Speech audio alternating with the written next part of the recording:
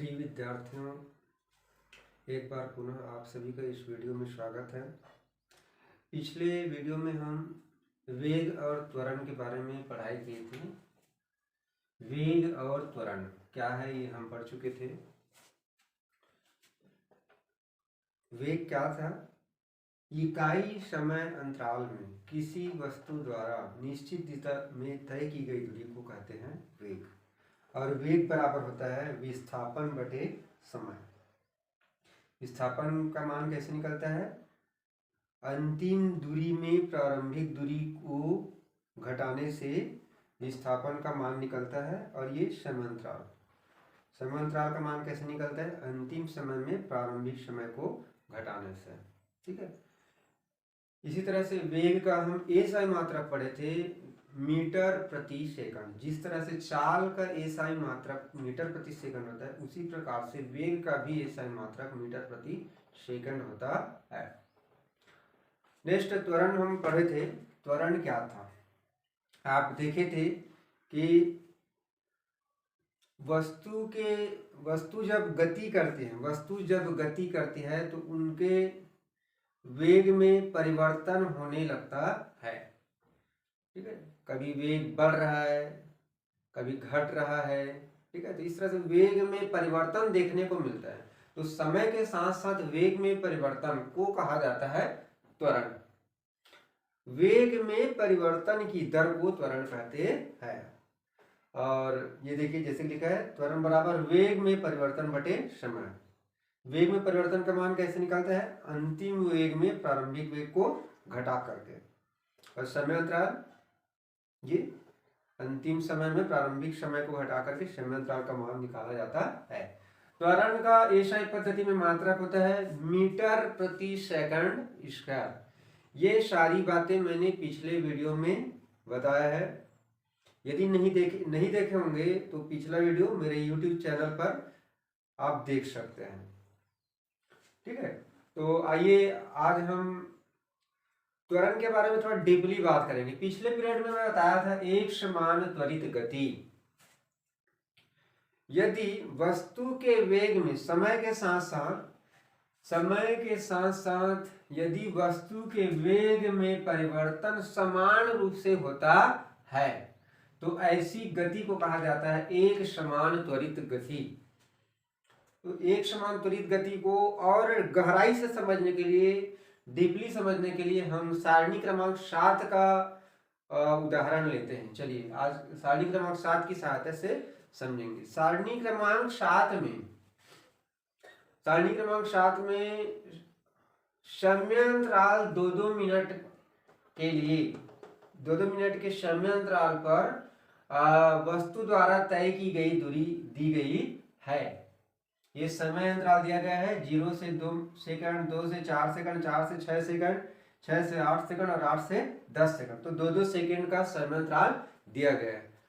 ठीक है। 0 सेकंड में 0 मीटर की दूरी तय की है, 2 सेकंड पश्चात 1 मीटर की दूरी, 4 सेकंड पश्चात 4 मीटर की दूरी, 6 सेकंड पश्चात 9 मीटर की दूरी, 8 सेकंड पश्चात 16 मीटर की दूरी और 10 सेकंड पश्चात 25 मीटर की दूरी वस्तु ने तय की है। तो ये समय और दूरी दी गई है और हमको निकालना है वेग का मान। और किसका मान निकालना है? हमको त्वरण का मान निकालना है। निश्चित तौर पर निकल जाएगा। तो समय सेकंड में दिया गया है और दूरी किस में दिया गया है? मीटर में दिया गया है। तो वेग भी निकलेगा मीटर प्रति सेकंड में। मीटर प्रति सेकंड, क्योंकि वेग बराबर होता है विस्थापन बटे समय। तो यहाँ पर ये 0 सेकंड के लिए हम वेग का मान नहीं निकाल सकते क्योंकि आंकड़ा नहीं है। अंतिम दूरी और प्रारंभिक दूरी चाहिए, वो है नहीं। ठीक है ना। त्वरण भी नहीं निकल सकता। हाँ, अब चलिए 2 सेकंड पश्चात चलिए हम गणना करते हैं। 2 सेकंड पश्चात हम वस्तु के वेग का मान निकालते हैं। 2 सेकंड पश्चात वस्तु की अंतिम दूरी क्या है? अंतिम दूरी 1 मीटर। ये देखिए 1 मीटर। ठीक है ना। और प्रारंभिक दूरी कितना है? 0 मीटर। ये प्रारंभिक 0 सेकंड में कितना था? 0 मीटर। तो 1 माइनस 0, देखिए विस्थापन, हमको विस्थापन का मान निकालना पड़ेगा ना, विस्थापन बटे समय अंतराल। तो 1 माइनस 0, ये अंतिम दूरी 1 मीटर और प्रारंभिक दूरी क्या आ जाएगा? 0 बटे समय कितना हो गया? अंतिम समय 2 सेकंड। और प्रारंभिक समय क्या है 0 सेकंड। तो ठीक है, 1 में 0 घटाया तो 1, 2 में 0 घटाया तो 2, 1/2 इक्वल टू 0.5 0.5 मीटर प्रति सेकंड वेग। 2 सेकंड पश्चात वस्तु का वेग क्या निकल रहा है 0.5 मीटर प्रति सेकंड। ठीक है ना, पहले हम वेग ही निकाल लेते हैं। ठीक, 4 सेकंड पश्चात अंतिम दूरी कितना हो गया ये 4 मीटर, और प्रारंभिक दूरी कितना हो जाएगा ये। ठीक है ना, प्रारंभिक दूरी मतलब हर 2-2 सेकंड का हमको निकालना है। ठीक है ना, 2-2 सेकंड का निकालना है। पहले 2 सेकंड का हम निकाल चुके हैं, वेग कितना है 0.5 मीटर प्रति सेकंड। अब दूसरे सेकंड का निकाल रहे हैं 2 से चौथे सेकंड के बीच। तो चौथे सेकंड में ये अंतिम दूरी तय की है 4 मीटर, ये देख सकते हैं 4 मीटर, और प्रारंभिक दूरी कितनी 1 मीटर तय की है। तो 4 माइनस 1 बराबर कितना हो गया 3, और समय अंतराल 4 - 2, ये 4 - 2, तो 3/2 बराबर कितना हो गया 1.5 मीटर प्रति सेकंड। 2 सेकंड पश्चात वस्तु का वेग 0.5 मीटर प्रति सेकंड, 4 सेकंड पश्चात 1.5 मीटर प्रति सेकंड। अब 6वें सेकंड में देखिए फिर 4 सेकंड और 6 सेकंड के बीच, तो 6 सेकंड पश्चात अंतिम दूरी हो गई, क्योंकि वेग कैसे निकलता है विस्थापन बटे समय। ठीक है ना, तो अंतिम दूरी कितना हो गया 9 मीटर, और प्रारंभिक समय कितना हो जाएगा 4, तो 9 - 4 हो गया, कितना हुआ 5। समय 6 - 4 बराबर कितना हो जाएगा 2, 5/2 बराबर 2.5 मीटर प्रति सेकंड। बेटा इसी तरह से आप इनको निकालते चलेंगे 6वें से 8वें के बीच। फिर से देखिए 8वें सेकंड पश्चात ये अंतिम दूरी हो जाएगी 16 मीटर, प्रारंभिक हो जाएगा 9, 16 में 9 घटाने पर 7, और समय अंतराल 8 - 6 = 2, तो 7/2, तो भाग देंगे 3.5। इसी प्रकार से ये 10वें सेकंड में ये आ जाता है, इसका वेग का मान 4.5 मीटर प्रति सेकंड। ये तो निकल गया वेग।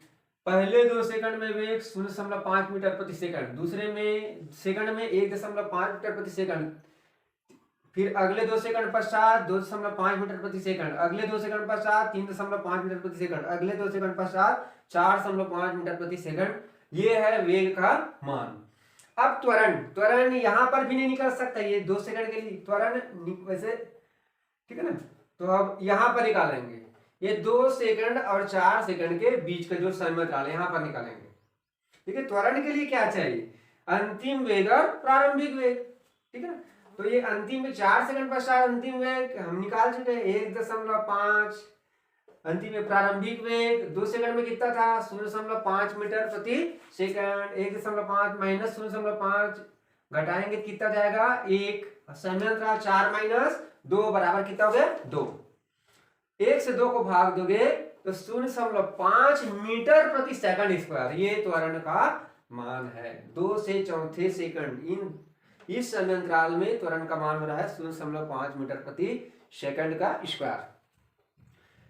चौथे से 6वें सेकंड के बीच 6 सेकंड पश्चात वेग कितना हो गया बेटा 2.5 मीटर, अंतिम वेग 2.5 मीटर प्रति सेकंड। अब प्रारंभिक चौथे सेकंड में कितना था वेग का मान 1.5, तो 2.5 में 1.5 घटाओगे तो 1, और समय अंतराल 6 - 4 बराबर कितना जाए 2, तो 1/2 बराबर 0.5। फिर 8वें सेकंड पश्चात वेग कितना है 3.5, और 6वें सेकंड के स्टार्टिंग में कितना था 2.5 मीटर प्रति सेकंड। तो ये अंतिम वेग और ये प्रारंभिक वेग, अंतिम वेग में प्रारंभिक वेग घटाओगे, घटा दिए 1 आया, और समय अंतराल 8 - 6 = 2, ये हो जाएगा 1/2 बराबर 0.5 मीटर प्रति सेकंड स्क्वायर। यहां पर भी आएगा 0.5 मीटर प्रति सेकंड स्क्वायर 10 सेकंड पश्चात। आइए अब इस हमने त्वरण वेग का मान निकाल लिया है और त्वरण का मान निकाल लिया है, आइए इस सारणी का हम विश्लेषण करते हैं। ठीक है ना, इस वस्तु के वेग को देखिए, हर 2 सेकंड पश्चात वेग में कैसा परिवर्तन हो रहा है, और त्वरण को देखिए। हम पहले देखते हैं वेग को।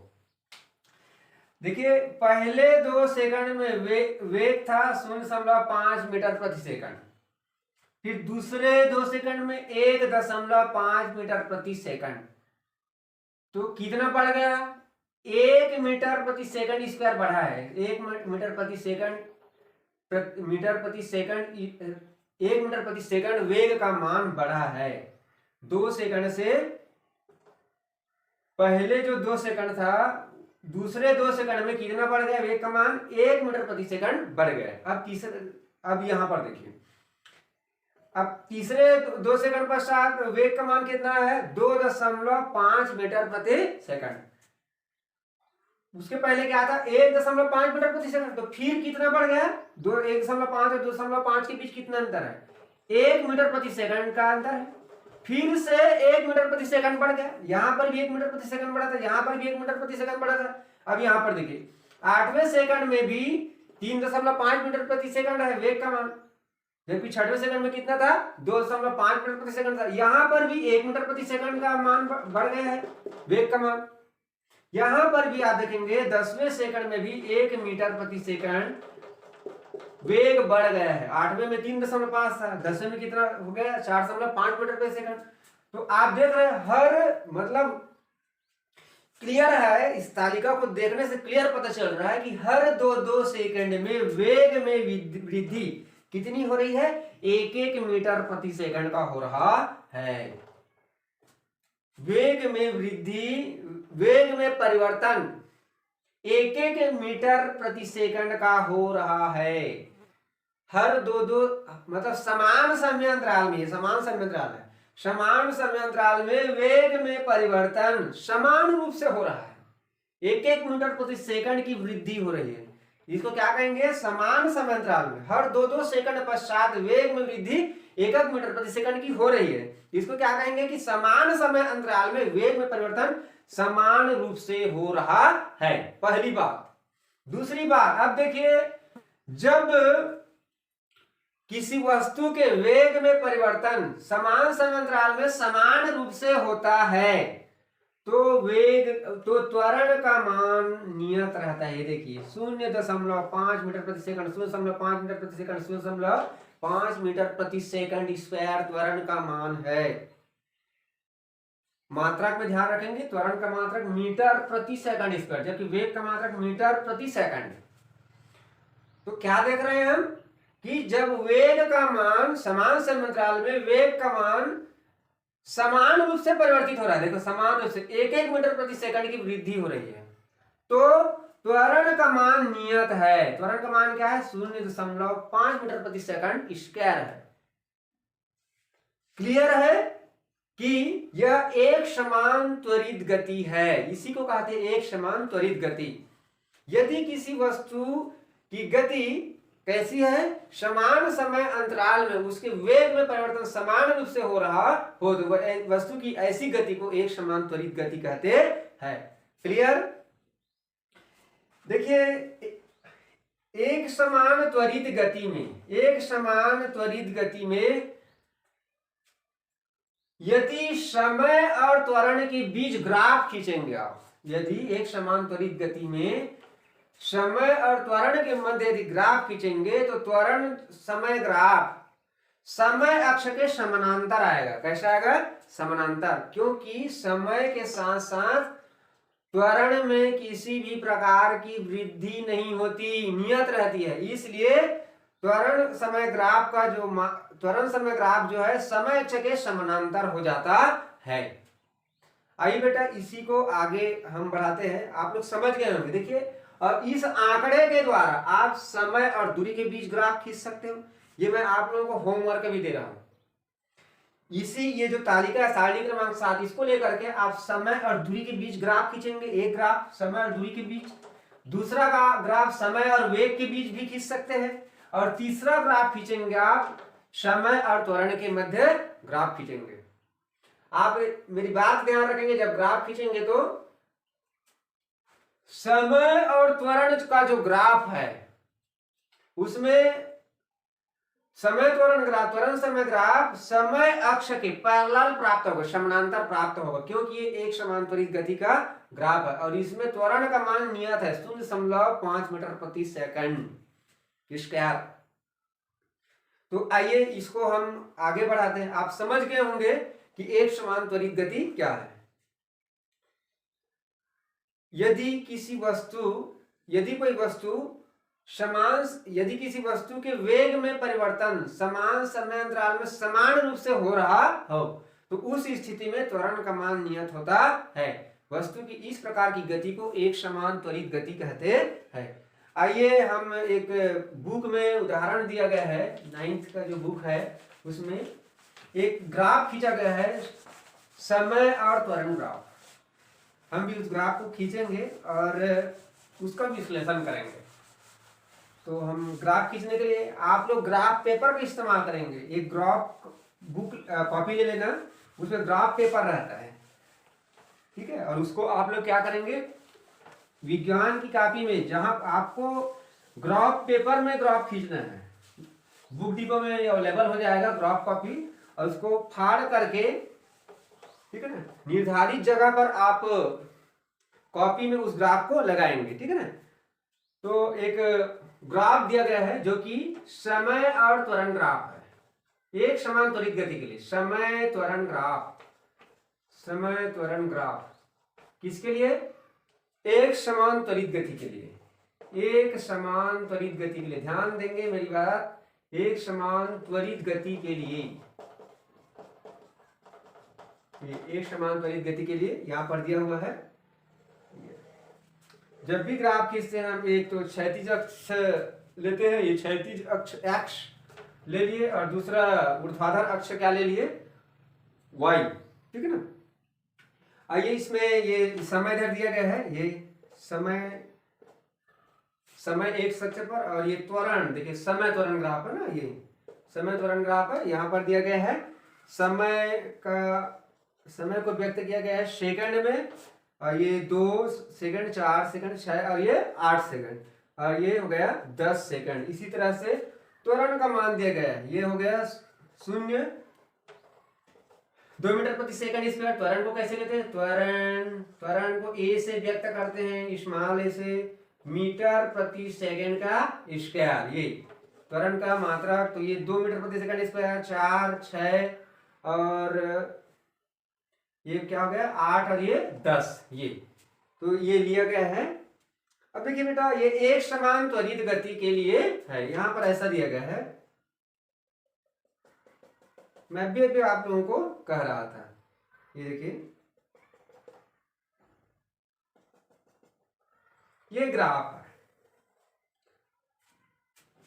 स्टार्टिंग से देखिए, स्टार्टिंग से ही, शुरुआत से ही इस वस्तु का, ठीक है ना, इस वस्तु का जो त्वरण है कहना चाहिए, वो कितना रहा है 4 मीटर प्रति सेकंड स्क्वायर। यहां तक कि इसमें दर्शाया गया है ग्राफ में कि 0 सेकंड पश्चात, ठीक है ना, 0 सेकंड पश्चात भी 4 मीटर प्रति सेकंड स्क्वायर के त्वरण से ये वस्तु गति कर रही है।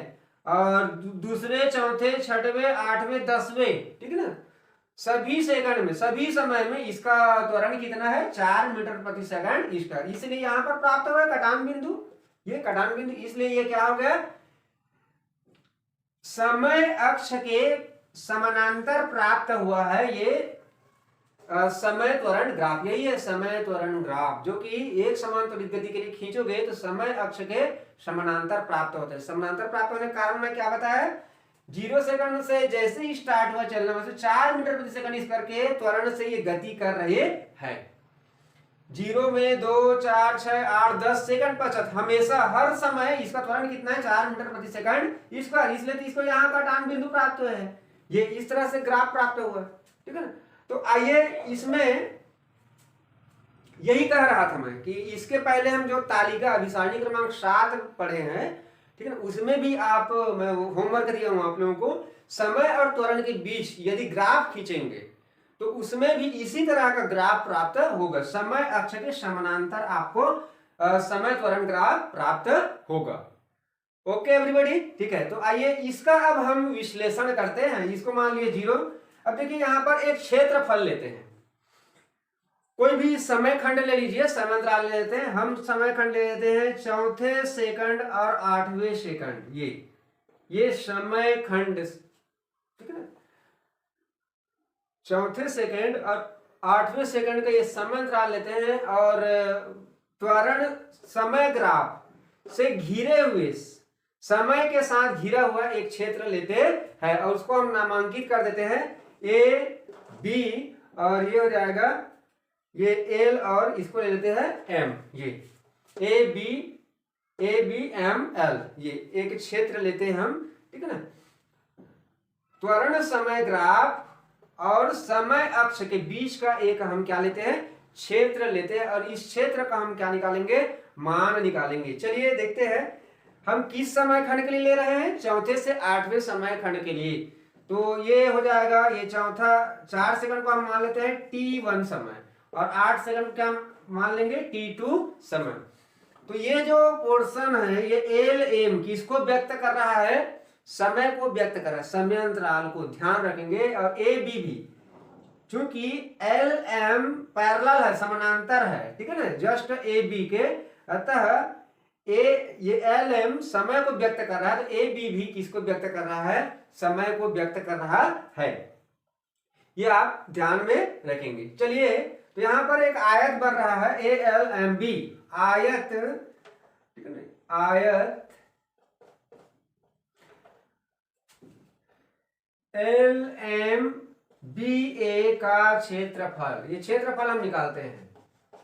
अभी जस्ट पता चल जाएगा कि हम इस तरह के क्षेत्रफल का मान क्यों निकालने जा रहे हैं। तो आयत का क्षेत्रफल बराबर क्या होता है, लंबाई गुणित चौड़ाई। ये लंबाई गुणित चौड़ाई, आयत का क्षेत्रफल, लंबाई हम मान लेते हैं ए एल, ये ए एल गुना ये क्या हो गया, चौड़ाई मान लेते हैं ए बी। ये चौड़ाई क्या मान लिए, ए और बी। ये देखिए, अब बेटा देखेंगे आप ए एल क्या है, ये ए एल कहो चाहे ये बी एम कहो, ये क्या है, यहां इधर ध्यान दीजिए, यहां पर फोकस कीजिए। ये क्या है, त्वरण है। देखिए ये क्या है, त्वरण, ये 0 मीटर प्रति सेकंड, ये 2 मीटर प्रति सेकंड, और ये 4 मीटर प्रति सेकंड। अब देखिए एल ए एल, ये या ए एल कहेंगे, ए एल क्या हो गया, ए एल त्वरण है। तो ए एल त्वरण है, तो ए एल का मान क्या दिया गया है, 4 मीटर प्रति सेकंड का स्क्वायर। यहां जाएगा 4 मीटर प्रति सेकंड स्क्वायर। ये मल्टीप्लाई दिया हुआ है। ए बी क्या है, ए बी समय खंड है। ये देखिए ए बी समय खंड, एल एम समय खंड है। तो 8 अंतिम समय क्या है, 8 प्रारंभिक समय क्या है, 4। तो अंतिम समय में प्रारंभिक समय मतलब 8 में 4 घटा दिए, कितना जाएगा, 4 सेकंड। ये 4 सेकंड। अब देखिए ये बटे के रूप में है, ये ठीक है ना, बटे के रूप में है। ऊपर का सेकंड और नीचे का 1 सेकंड कट जाएगा, तो ये जाएगा 4 चौके 16, और ये जाएगा मीटर प्रति सेकंड। 1 सेकंड इसमें बचता है, तो इसका मान होता है 16 मीटर प्रति सेकंड। ध्यान देंगे, क्या ध्यान देंगे, मीटर प्रति सेकंड किसका मात्रक होता है, वेग का। क्या मात्रक होता है, वेग का। तो यहां पर मान निकल गया है वेग का। किसका मान निकला है, वेग का। कहने का आशय यह है कि त्वरण समय ग्राफ में एक समान त्वरित गति के लिए त्वरण समय ग्राफ में समय और त्वरण समय ग्राफ के बीच जो घिरे हुए क्षेत्रफल है, ये घिरा हुआ क्षेत्रफल है, वह वेग के मान को व्यक्त करता है। ये देखिए वेग का मान निकल चुका है, वेग बराबर 16 मीटर प्रति सेकंड। त्वरण समय ग्राफ आप खींचते हैं, और तो जो त्वरण समय ग्राफ और समय अक्ष के बीच जो घिरा हुआ क्षेत्रफल है, उनका मान वेग के मान को व्यक्त करता है। क्लियर। तो आगे और बढ़ते हम, ठीक है ना। इसके पश्चात हम बात करेंगे इसके बाद पश्चात हम वेग और समय ग्राफ, इस पर हम चर्चा करेंगे। ठीक, ओके।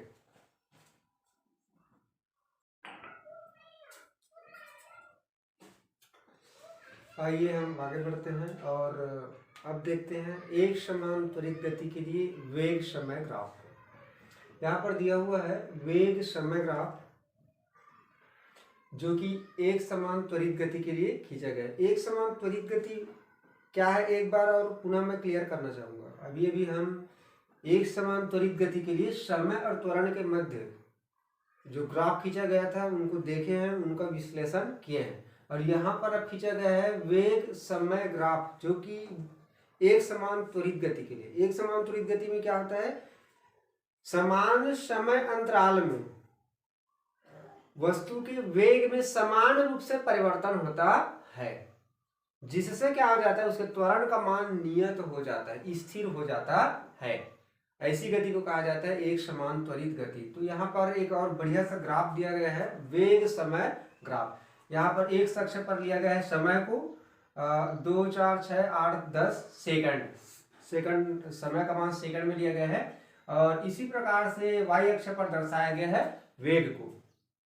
ये 2 सेकंड में वेग 0.5 मीटर प्रति सेकंड, 4 सेकंड पश्चात 1 मीटर प्रति सेकंड, 6 सेकंड पश्चात 1.5 मीटर प्रति सेकंड, और 8 सेकंड पश्चात 2 मीटर प्रति सेकंड। ये वेग में परिवर्तन हो रहा है। देखा जाए तो ये देखिए 2 से चौथे सेकंड के बीच, मतलब 2 सेकंड में वेग में परिवर्तन कितना हुआ, 0.5 मीटर प्रति सेकंड का।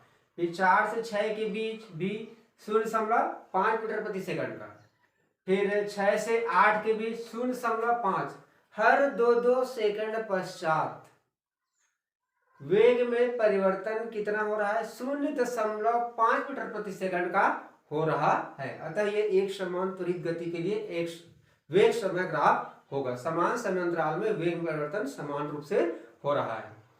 देखिए इस ग्राफ के माध्यम से हम, वेग समय ग्राफ के माध्यम से हम त्वरण का मान निकाल सकते हैं। त्वरण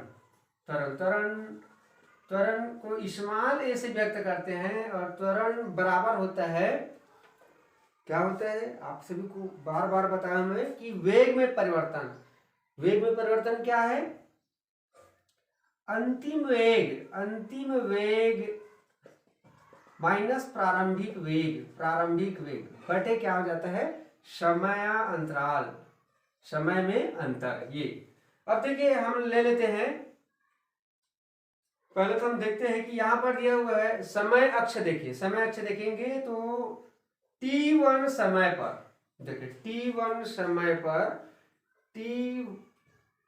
समय पर वेग का मान कितना है जी, t1 समय, ठीक है। t1 समय मतलब 2 सेकंड, t1 बराबर कितना है, 2 सेकंड।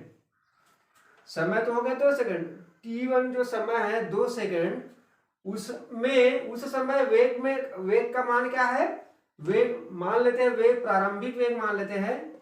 प्रारंभिक वेग को दर्शाया जाता है किनसे, u से दर्शाते हैं। तो t1 समय अर्थात 2 सेकंड करना चाहिए। t1 समय में अर्थात 2 सेकंड में वेग u बराबर मान लेते हैं हम 0.5 मीटर प्रति सेकंड।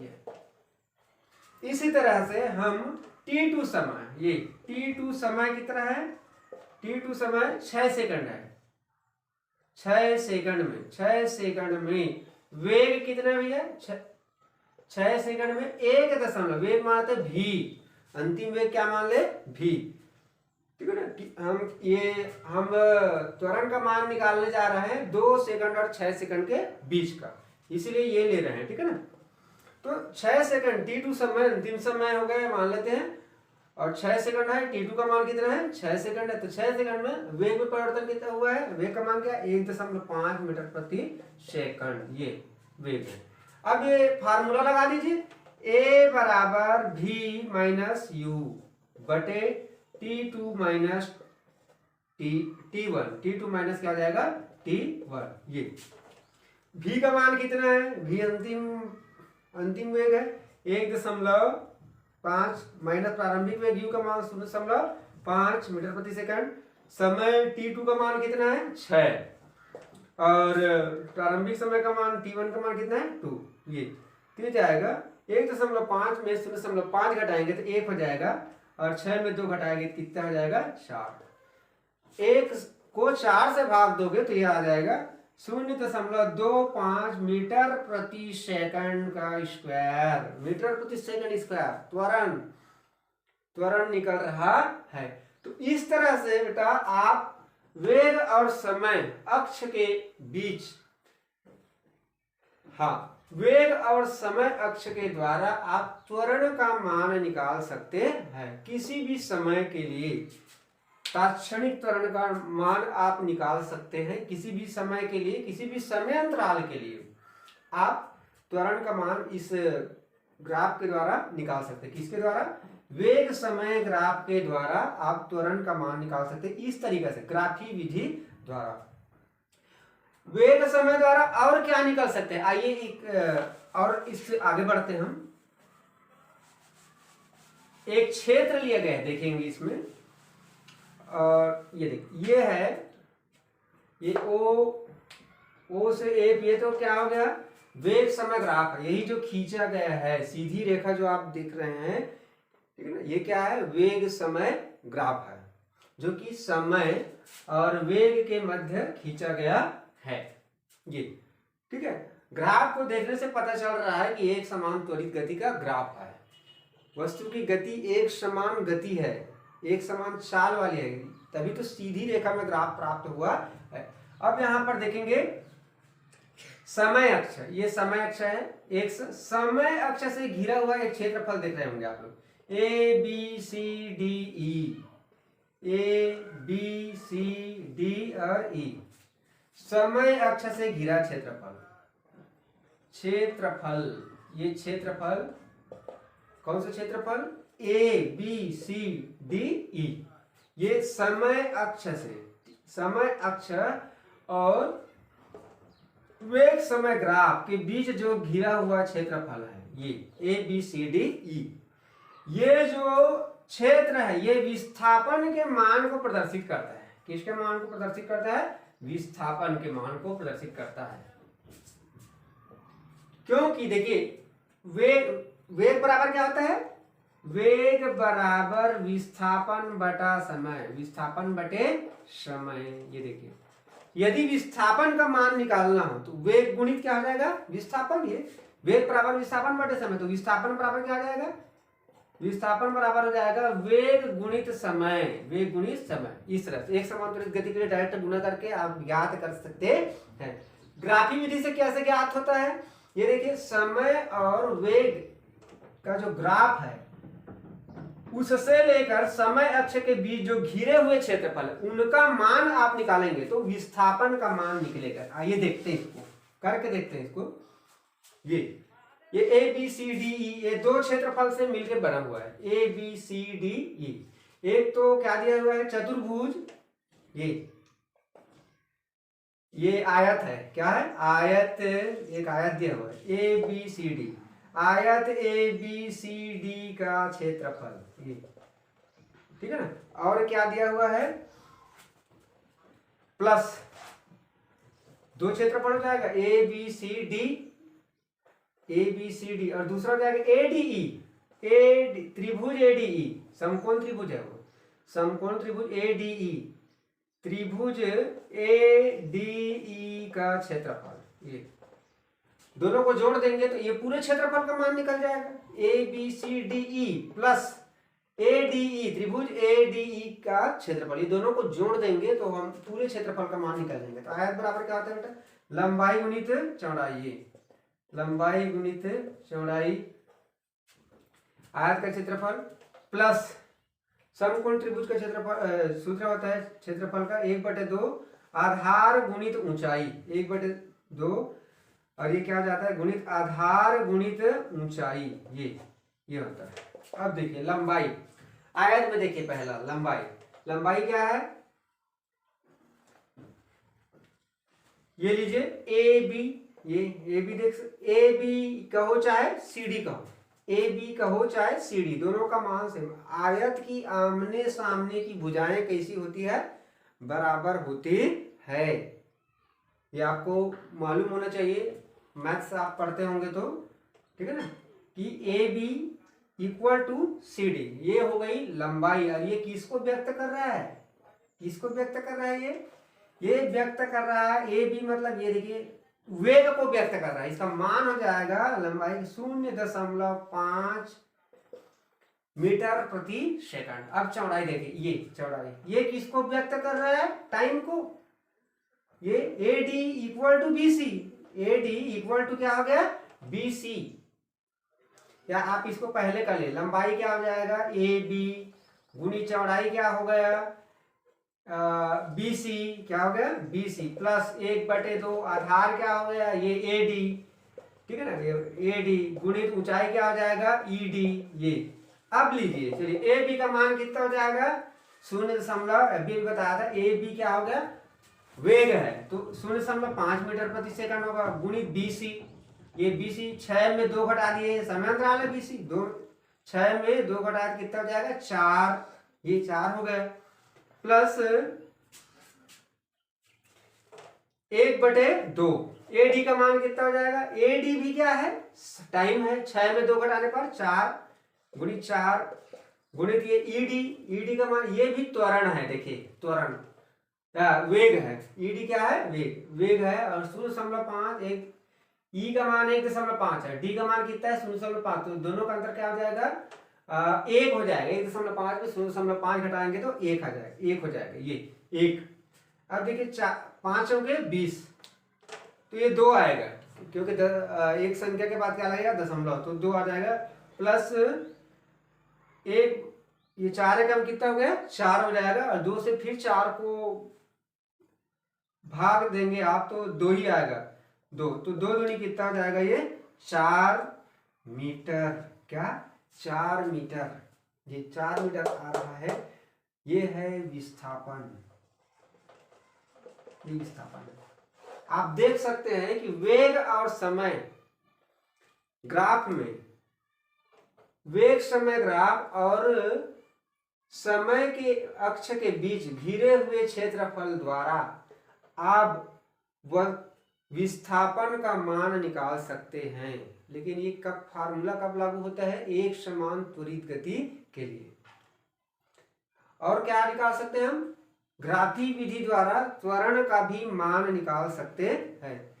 इसके पश्चात हम आगे के वीडियो में देखेंगे कि इस ग्राफी विधि से गति के समीकरण की व्युत्पत्ति। गति के 3 समीकरण होते हैं, गति के कितने समीकरण 3 समीकरण होते हैं। तो प्रथम द्वितीय और तृतीय तीनों समीकरण को ग्राफी विधि से किस प्रकार से व्युत्पन्न किया जाता है